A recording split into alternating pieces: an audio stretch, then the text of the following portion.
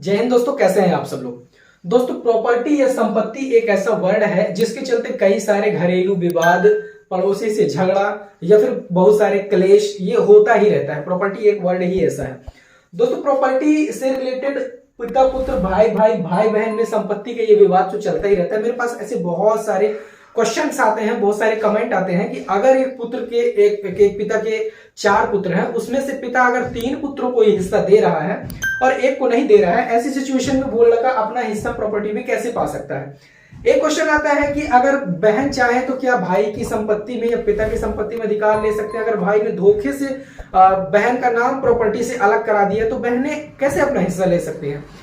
अगर और भी क्वेश्चन कई प्रकार के आते हैं, जैसे भाई को एक हिस्सा ज्यादा मिल गया, मुझे कम मिल गया। इन सारी चीजों से रिलेटेड आज के इस वीडियो पे डिस्कस करेंगे कि एक्चुअल में प्रॉपर्टी का बंटवारा जो होता है वो होता कैसे है। एक पिता अपने पुत्र को क्या प्रॉपर्टी में हिस्सा देगा, और अगर नहीं देता है तो क्या पुत्रों का ये हक है, ये उनको इस चीज के लिए कानूनी अधिकार प्राप्त है कि वो बंटवारा करा सके पिता की प्रॉपर्टी का, या फिर पिता जिसे चाहे उसे दे सकता है, या फिर क्या भाइयों के बीच में इक्वल पार्टीशन जो प्रॉपर्टी का होता है वो कैसे होता है।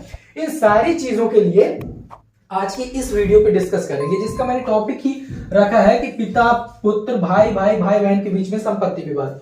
देखिए, सबसे पहले बात करते हैं कि प्रॉपर्टी में विवाद की शुरुआत कहां से होती है। प्रॉपर्टी में विवाद की शुरुआत 2 ही जगह से होती है। पहला, या तो आपका पड़ोसी से कोई प्रॉपर्टी डिमार्केशन के दौरान, या आपको अगर लगता है ऐसा किसी आपके पूर्वज ने बताया कि हमारी प्रॉपर्टी, लेट्स से कि हमारा एक घर है या हमारा ये एक खेत है और ये एक पड़ोसी का खेत है, तो अगर आपके किसी पूर्वज ने बताया कि ये हमारा, इसकी जो सीमा यहां से है, जबकि पड़ोसी कहता है कि आपकी सीमा यहां से नहीं है, आपकी सीमा यहां से है, तो आपका विवाद होगा। दूसरा चीज कि अगर हमारे घर पे, अगर हमारे परिवार पे अगर एक प्रॉपर्टी है ये, और इस पे हम 4 भाई हैं, तो इसका जो इक्वल पार्टीशन 4 भागों में होना था वो 4 भागों में ना होकर 3 भाग में हो रहा है और हमें एक हिस्सा नहीं मिल रहा है, या हमारा हिस्सा गोल किया जा रहा है, तो ऐसे चीजों में आपका संपत्ति विवाद शुरू हो जाता है। सबसे पहले बात करते हैं कि जब आपका संपत्ति विवाद ये शुरू होता है तो इस प्रकार की जो छीना झपटी है, जो इस प्रकार की छीना झपटी आपके घर पे होती है, वो आपको देखने को मिलता है। पारिवारिक विवाद देखने को मिलते हैं, फिर इसके लिए आप कोर्ट केस करते हैं, उसे कैसे सॉल्व करना है। और प्रॉपर्टी में सबसे पहले ये समझते हैं कि आखिर किस प्रॉपर्टी में आपको हिस्सा मिलेगा और किस प्रॉपर्टी में नहीं मिलेगा। अगर आपके पिताजी आपको प्रॉपर्टी में हिस्सा नहीं दे रहे हैं तो वो कौन सी प्रॉपर्टी में हिस्सा नहीं दे सकते और कौन सी प्रॉपर्टी में आप हिस्सा लड़के ले सकते हैं, इसको सबसे पहले समझते हैं। तो देखिए, इसके लिए सबसे पहले आपकी प्रॉपर्टी को प्रकार को जानना होगा। तो यहां पर सबसे पहले अगर हम प्रॉपर्टी के प्रकार को जाने तो एक एग्जांपल से समझते हैं कि ये हमारे एक दद्दा त्यागी है। ठीक है, हम ऐसा समझ लेते हैं कि एक ये दद्दा त्यागी है। इन दद्दा त्यागी के पास एक प्रॉपर्टी है और इनके अभी पुत्रियों को साइड पे रखते हैं। सबसे पहले लड़कों की बात करते हैं। इनके ये 4 लड़के हैं। इन 4 लड़कों में अगर ये चाहते हैं कि मैं एक इसको हिस्सा दे दूं और एक इस लड़के को मैं अगर हिस्सा ना दूं, तो क्या ये ऐसा कर सकते हैं? और अगर ये ऐसा कर सकते हैं तो क्या ये अपनी सारी प्रॉपर्टी में कर सकते हैं, या फिर किसी एक स्पेसिफिक प्रॉपर्टी में इन्हें ये अधिकार प्राप्त है कि अपने ये इन 3 पुत्रों को हिस्सा देंगे और इस लड़के को ये अपनी प्रॉपर्टी के हिस्से से वंचित रखेंगे। तो इसके लिए देखिए, कुछ कंडीशंस अप्लाई होती हैं प्रॉपर्टी बेस पे। जैसे कि अगर मैं इसे क्लियर करके नेक्स्ट स्लाइड में आपको दिखाऊं, इसमें कंडीशन ये अप्लाई होती है कि देखिए, सबसे पहले एक प्रॉपर्टी है, एक ये प्रॉपर्टी है जिसका जो टाइप है वो एंसेस्ट्रल है। प्रॉपर्टी मूलतः 2 प्रकार की होती है। पहली प्रॉपर्टी होती है पैतृक संपत्ति, दूसरी अभी समझेंगे। तो देखिए, सबसे पहले आप एज्यूम करिए कि ये एक पैतृक संपत्ति है, ये एक पैतृक संपत्ति है, ये जो कि दद्दा त्यागी की ये संपत्ति है। ठीक है, अब दद्दा त्यागी की ये संपत्ति पैतृक संपत्ति कैसे हुई, कैसे आप इसे पैतृक संपत्ति के रूप में मानेंगे? अगर ये प्रॉपर्टी दद्दा त्यागी को इनके पूर्वजों से लगातार 5 पीढ़ी तक ट्रांसफर होते होते मिली है, बिना किसी वसीयत के, बिना किसी विभाजन के, बिना किसी पार्टीशन के, बिना किसी विल के, बिना किसी आप कह सकते हैं कि रजिस्ट्री के, इस प्रकार से अगर ये प्रॉपर्टी इन्हें मिली है तो ये प्रॉपर्टी इनके लिए हो जाएगी पैतृक संपत्ति। इस पैतृक संपत्ति पर इन सारे के सारे चारों लड़कों का इक्वल में बराबर का अधिकार है। इसका 1/4 हिस्सा होगा। और अगर ये प्रॉपर्टी इनकी पैतृक संपत्ति है तो ये नहीं कर सकते हैं कि ये इन तीनों को हिस्सा दें और इसे ना दें। हिंदू उत्तराधिकार अधिनियम 1956 के अनुसार अगर कोई प्रॉपर्टी आपकी पैतृक प्रॉपर्टी है तो उस पर आपके जो भी विधिक वारसार होंगे उनका बराबर का अधिकार, जन्मसिद्ध अधिकार होता है। हिंदू उत्तराधिकार अधिनियम संशोधन, या जिसे हिंदू उत्तराधिकार अधिनियम संशोधन 2005 भी कहा जाता है, हिंदू उत्तराधिकार अधिनियम संशोधन 2005 के अनुसार पहले 1956 के तक इन लड़कों बस का संपत्ति पे, पैतृक संपत्ति पे अधिकार हुआ करता था, जबकि लड़कियों का नहीं होता था। 1956 का जब हिंदू उत्तराधिकार संशोधन 2005 हुआ तब इस पे लड़कियों को भी अधिकार मिला। इसे अभी आगे समझेंगे। तो अगर दद्दा त्यागी कहते हैं कि मैं अपने 3 लड़कों को ही हिस्सा दूंगा प्रॉपर्टी में, बाकियों को मैं अगर हिस्सा नहीं दूंगा, तो दद्दा त्यागी अगर आपकी प्रॉपर्टी एंसेस्ट्रल प्रॉपर्टी है तो आपको चारों लड़कों को हिस्सा देना पड़ेगा। और अगर ऐसा नहीं करते हैं तो ये एक लड़का जिसे हिस्से से वंचित रखा जाता है, ये अपना पार्टीशन का केस या फिर अपने संपत्ति में, पैतृक संपत्ति में हिस्सा पाने के लिए कोर्ट में केस कर सकता है। सिविल कोर्ट में कर सकता है, तहसील लेवल पे कर सकता है। पहले तहसील लेवल पे इसे करना पड़ेगा।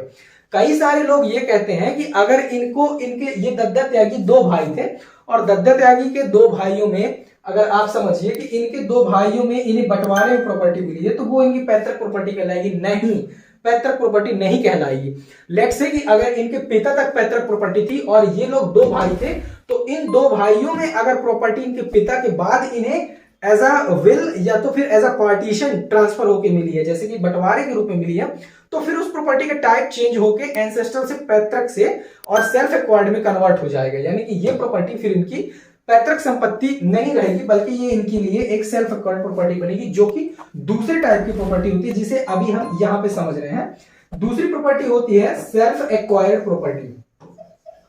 सेल्फ एक्वायर्ड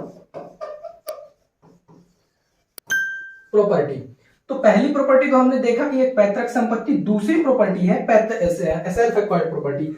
अब सेल्फ एक्वायर्ड प्रॉपर्टी के केस पे क्या होता है कि दद्दा त्यागी की वो प्रॉपर्टी जिसको दद्दा त्यागी ने अपने खुद की कमाई से अर्जित किया है, बिना किसी पैतृक संपत्ति से पैसा खाए हुए, बिना किसी पैतृक संपत्ति की कमाई के पैसा खाए हुए, अगर इन्होंने अपनी खुद की मेहनत से इस प्रॉपर्टी को खरीदा है तो ये प्रॉपर्टी इनके लिए सेल्फ एक्वायर्ड प्रॉपर्टी कहला गई। दूसरे केस में अगर ये प्रॉपर्टी इन्हें विभाजन के रूप में अपने ये लोग 5 भाई थे, अगर इनके पिता के 5 पुत्र थे ये, और ये पैतृक प्रॉपर्टी इन्हें विभाजन के रूप में मिल गई, तो ये इनके लिए सेल्फ एक्वायर्ड प्रॉपर्टी कहलाएगी। इस सेल्फ एक्वायर्ड प्रॉपर्टी पे अगर दद्दा त्यागी इन 2 बच्चों को हिस्सा देना चाह रहे हैं और इन 2 को नहीं देना चाह रहे हैं, तो ऐसे सिचुएशन में ये कुछ नहीं कर सकते हैं। अगर दद्दा त्यागी इन चारों को हिस्सा ना दें और इस प्रॉपर्टी को बेच दें तो ये लोग कुछ नहीं कर सकते, क्योंकि ये इनकी खुद की कमाई हुई संपत्ति है, इन्होंने खरीदा है, इन्होंने बनाया है इस प्रॉपर्टी को अपने खून पसीने की कमाई से। तो इस केस में इन बच्चों के पास कोई राइट नहीं बचता है।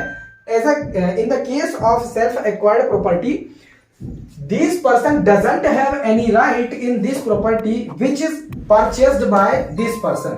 अगर इस आदमी ने इस संपत्ति को खुद से खरीदा है तो ये इनके लिए सेल्फ एक्वायर्ड प्रॉपर्टी होगी। ये इस संपत्ति पे चाहे तो आग लगा दें, या फिर एक लड़के को दें, 2 को दें, 3 को दें, 4 को दें, 5 को दें, किसी को भी दे सकते हैं ये प्रॉपर्टी। ठीक है, यहां तक क्लियर है। अब बात करते हैं इस प्रॉपर्टी पे पुत्री का अधिकार। ठीक है, तो यहां पर देखते हैं कि हिंदू उत्तराधिकार अधिनियम संशोधन 1956 के बाद जब हिंदू सक्सेशन एक्ट आया, अमेंडमेंट 2005, तो उस पे पुत्रियों का भी नाम जोड़ा गया। यहां पर मैं एक इमेज यहां पर ऐड किया है मैंने, तो आप यहां पर देख सकते हैं, इनका भी नाम यहां पर अब ऐड किया गया। अब अगर एक पैतृक प्रॉपर्टी है तो 1956 तक इस पैतृक प्रॉपर्टी पे इन चारों लड़कों का ही जन्म सिद्ध अधिकार होता था, जबकि इन लड़कियों का नहीं होता था। लेकिन 1956 के बाद जब हिंदू उत्तराधिकार अधिनियम 2005 आया तो इनको डायरेक्ट यहां पर एज अ बॉयज के बराबर अधिकार दिया गया कि ये भी जन्म सिद्ध अधिकारी हैं पैतृक संपत्ति की। इन the case of ancestral property, मैं यहाँ पे सेल्फ एक्वायर्ड प्रॉपर्टी की अभी बात नहीं कर रहा, पैतृक संपत्ति में जितने अधिकारी लड़के थे उतने ही लड़कियां हो गई। लेकिन अगर सेल्फ एक्वायर्ड प्रॉपर्टी की बात करें तो same condition as a previous apply होती है कि ना लड़के एलिजिबल हैं और ना ही लड़कियां एलिजिबल हैं। बाप चाहे तो अपनी सेल्फ एक्वायर्ड प्रॉपर्टी को वो लड़कियों को भी दे सकता है, ये लड़कों को भी दे सकता है, ये दोनों में किसी को नहीं दे सकता है। और ऐसी सिचुएशन में ना तो आप कोर्ट केस कर सकते हैं और ना ही आप कहीं पे इनसे हक मांग सकते हैं सेल्फ एक्वायर्ड के केस पे कि हमें आपकी संपत्ति पे हक चाहिए। लेकिन अगर वो संपत्ति आपकी पैतृक संपत्ति है तो फिर आप ले सकते हैं। तो ये तो चीज था पैतृक संपत्ति का और सेल्फ एक्वायर्ड प्रॉपर्टी का।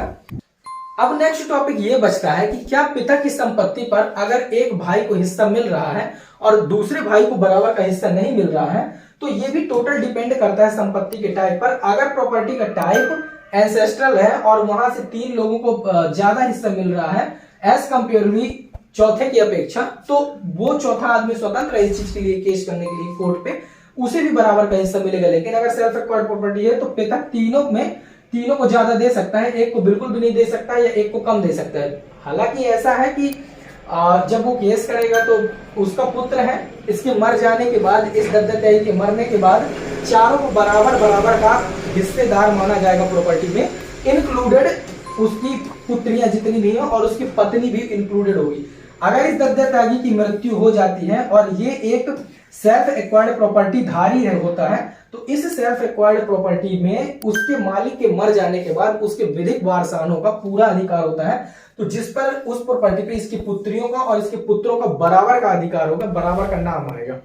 सो आई होप आज का ये वीडियो आपको समझ में आ गया होगा कि अगर प्रॉपर्टी का टाइप एंसेस्ट्रल है तो उस पर सभी पुत्र और पुत्रियों का बराबर अधिकार है। अगर ऐसे केस में प्रॉपर्टी ऑनर यानी कि दत्तक त्यागी, आप समझ लो बार मैं दत्तक त्यागी ही बोल रहा हूं, अगर ये प्रॉपर्टी एंसेस्ट्रल के केस में पक्षपात करते हैं तो आप कोर्ट का सहारा ले सकते हैं, पार्टीशन का केस फाइल कर सकते हैं।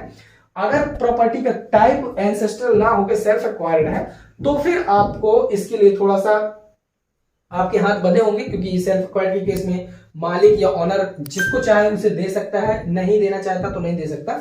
यहाँ पर हमने पिता की मृत्यु के बाद प्रॉपर्टी का बंटवारा कैसे करें इस पर एक पूरा विधिवत लेख तैयार किया है, जो आपको techrevenue.in की वेबसाइट पर मिल जाएगा। वेबसाइट का लिंक आपको डिस्क्रिप्शन में मिल रहा होगा, आप जाकर आर्टिकल भी पढ़ सकते हैं। मिलते हैं नेक्स्ट वीडियो में। अगर आपको वीडियो पसंद आया हो लाइक कर दें, दोस्तों के साथ शेयर करें, चैनल पर नया सब्सक्राइब करें। तब तक के लिए जय हिंद।